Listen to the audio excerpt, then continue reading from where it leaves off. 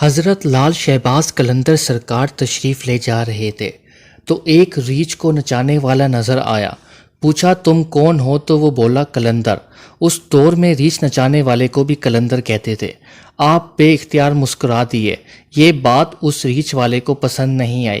کہنے لگا آپ کون ہیں؟ فرمایا میں بھی قلندر ہوں۔ کہنے لگا آپ کیسے قلندر ہیں؟ نہ آپ کے پاس ریچھ نہ ڈگڈگی تو تماشا کیسے دکھائیں گے؟ فرمایا پہلے تم دکھاؤ پھر میں دکھاتا ہوں۔ ریچھ والے نے ڈگڈگی بجائی اور ریچھ کھڑا ہو کر ناچنے لگا۔ اس نے کہا اب آپ کی باری ہے۔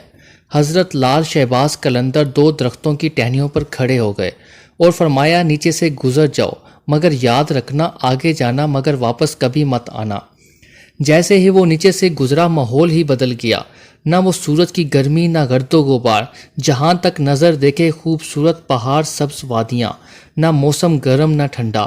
ابھی اسی سوچ میں ہی تھا کہ دیکھا ایک عظیم لشکر سپاہیوں کا گھوڑوں پر سوار تیزی سے اس کی طرف بڑھ رہا ہے۔ وہ گھبرا گیا کہ آج تو جان گئی۔ پاس پہنچ کر لشکر رکا اور سپہ سالار آگے بڑھا۔ اس سے پہلے وہ کچھ کہتا سپہ سالار بولا بادشاہ سلامت، آپ کہاں غائب ہو گئے تھے؟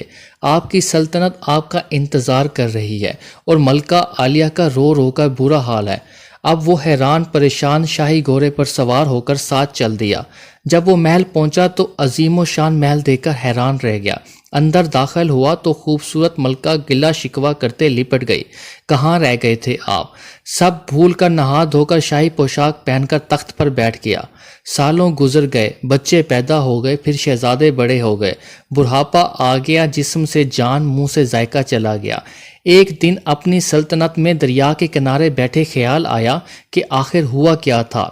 اسی جستجو میں وہ وہیں پہنچا جہاں پر لشکر تھا تو دیکھا وہ درخت ابھی موجود ہیں۔